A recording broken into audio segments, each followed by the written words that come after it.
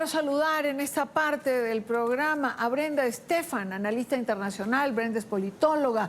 Bienvenida, bienvenida al programa. Gracias por acompañarnos una vez más. Querida Dania, gracias por la invitación. Siempre un gusto estar en tu programa. Igualmente, Brenda, igualmente tenerla en el programa. Es un tema complicado. Desde que Donald Trump ganó las elecciones, sabíamos que no iba a ser una relación fácil. Ahora, ¿alguna sorpresa?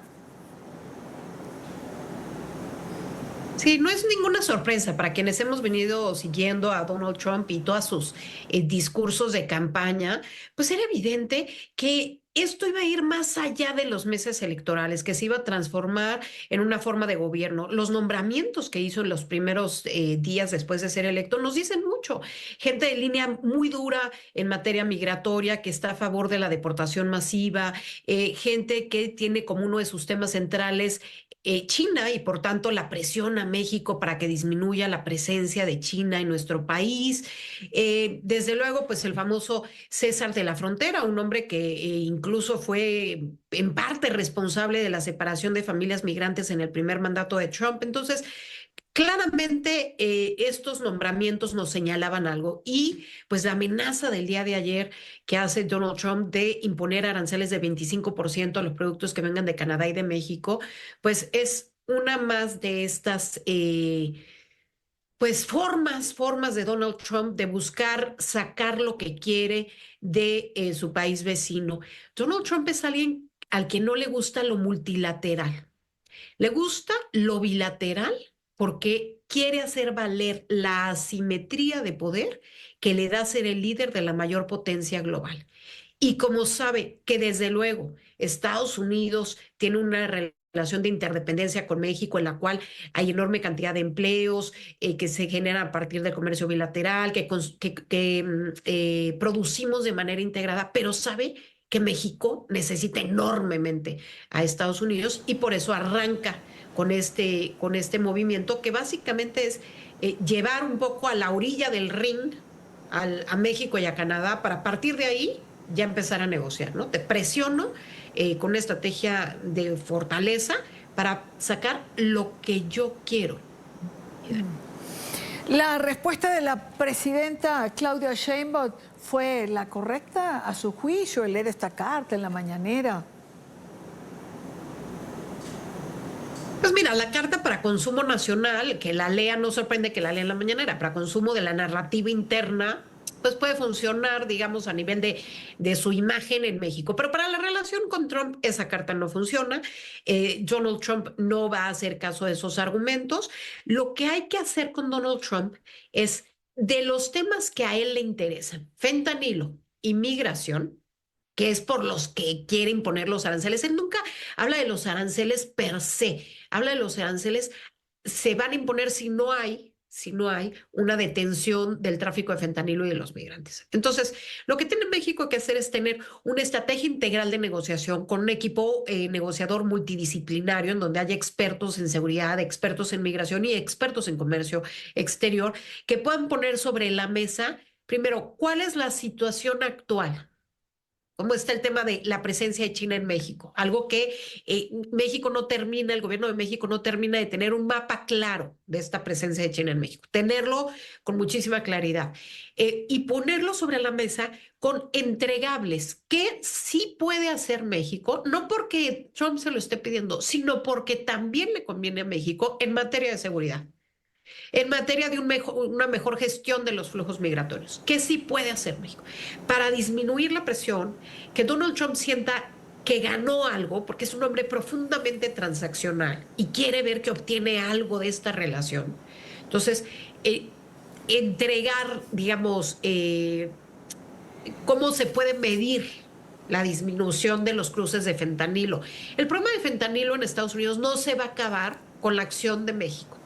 Es un problema mucho más complejo, también entra por Canadá, hay fentanilo que entra de manera legal, en fin, es otro tema.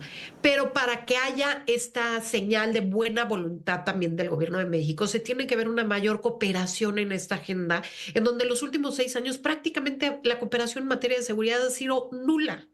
la extracción, por decirlo así, del Mayo Zambada de México a Estados Unidos, uno de los principales líderes de los cárteles de la droga, y que fue hecha, pues, de forma, digamos, al margen del conocimiento del gobierno de México, pues simplemente nos habla de la nula comunicación que hay en una agenda que le conviene a los dos países cooperar.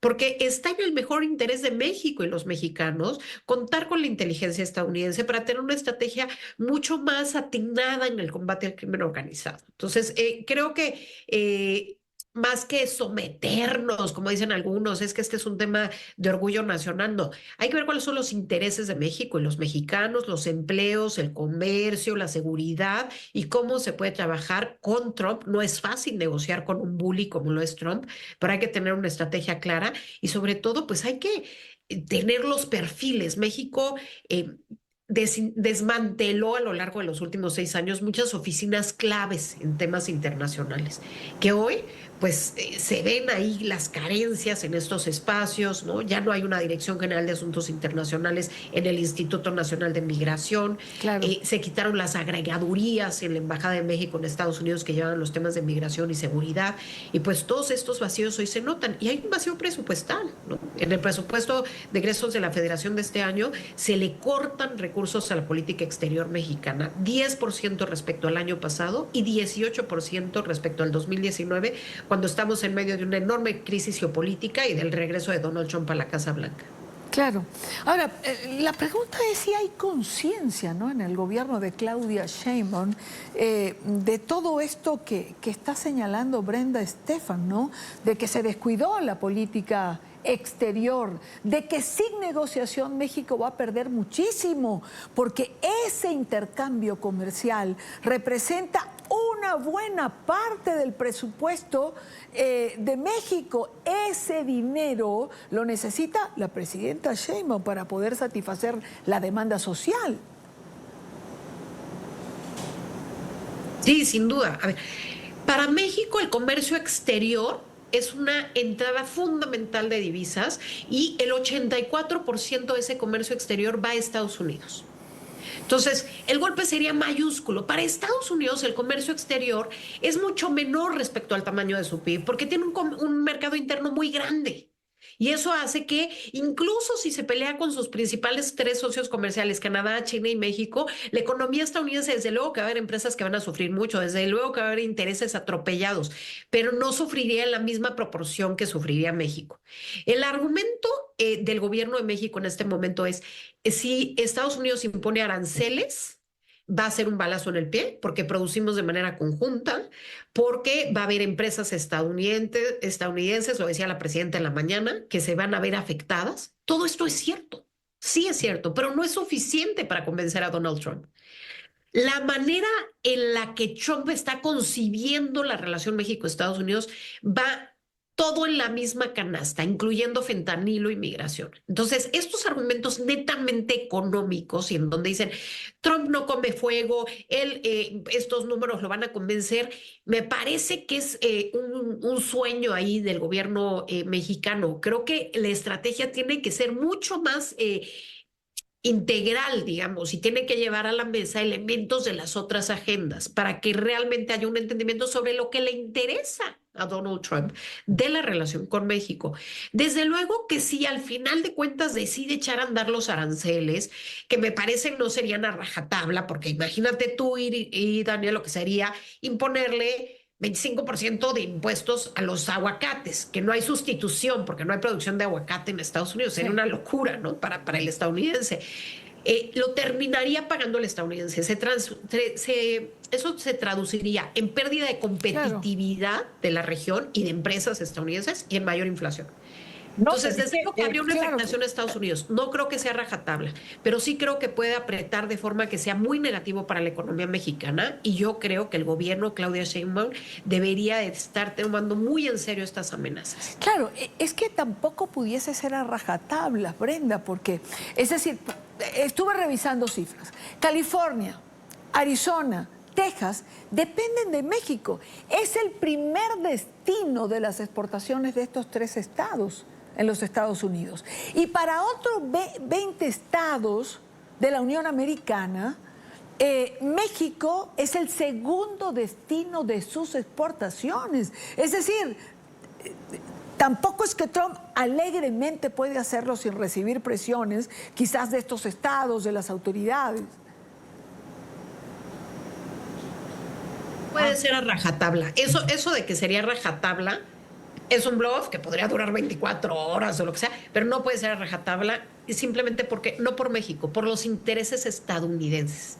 Ya lo mencionabas, los estados que se verían afectados, las empresas que se verían afectadas en Estados Unidos generarían presión tremenda en el Capitolio que llegaría a la Casa Blanca, ¿no? Por cómo funciona el lobbying en Estados Unidos. Eso es algo similar a lo que sucede con el tema de la deportación masiva.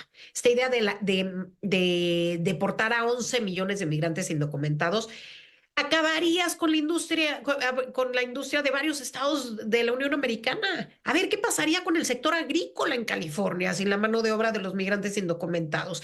Entonces, claro que va a haber deportaciones en números grandes, claro que serán muy documentadas porque Trump va a querer mandar el mensaje de que está cumpliendo, pero no pueden ser de 11 millones. Porque los anticuerpos, ya más allá de México y toda la afectación que tendría para México una deportación gigantesca, los anticuerpos en Estados Unidos van a ser enormes para tratar de frenar estas medidas. Entonces, todas estas amenazas hay que tomarlas desde la visión y forma de negociar de Donald Trump, pero no hay que desestimarlas por completo. Quien en México dice doble contra sencillo, está bloqueando, esto no va a suceder, me parece que es quizás demasiado naif.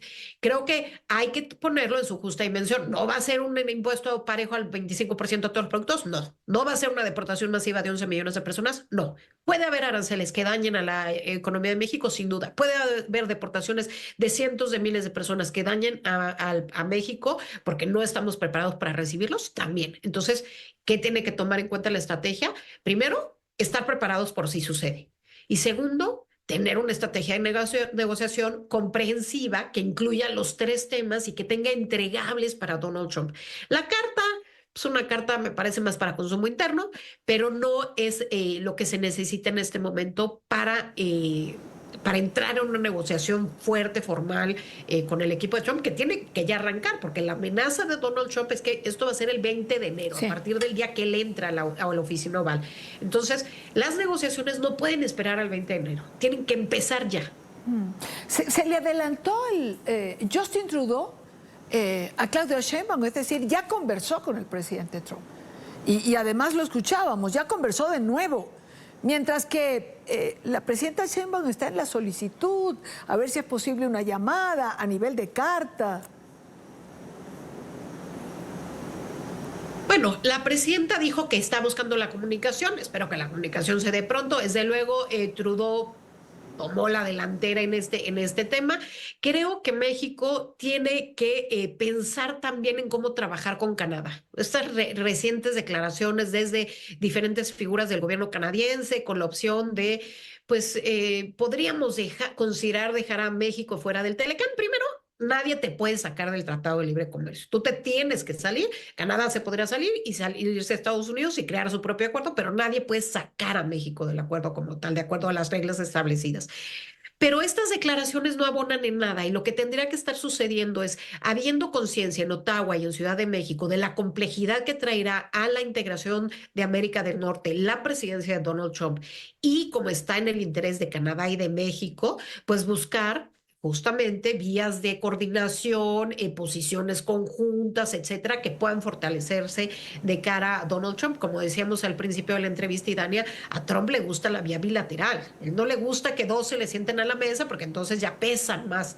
Entonces a él le gusta por separado y tratará de hacerlo, pero al menos tener compartidas visiones y argumentos que ayuden a fortalecer la posición de la integración de América del Norte, a entender que la integración de América del Norte tiene beneficios para Estados Unidos y es parte de la solución respecto a la rivalidad con China, no parte del problema. Claro. Desde luego que hay una tarea que se tiene que hacer interna en México, una de coordinación con Canadá y otra, desde luego, en la negociación con Donald Trump. Pero el desafío es tremendo, es enorme para el gobierno de Claudia Sheinbaum. Curiosamente, la política exterior es algo que no pintaba, ¿no? En su agenda electoral, es algo que no pinta en general en la 4T. Hay mucho desinterés Sí. por el tema, lo hemos visto a lo largo de los últimos 6 años, en donde los nombramientos de embajadores son embajadores de ocasión, no embajadores de formación o de vocación realmente.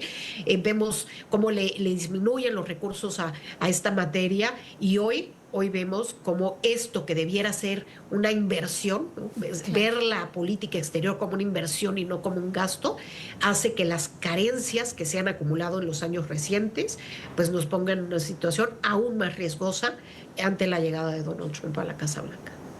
Brenda Estefan, politóloga, analista internacional, gracias por acompañarnos, Brenda. Buena tarde. Gracias a ti, Dania, por el espacio. Siempre un gusto conversar contigo.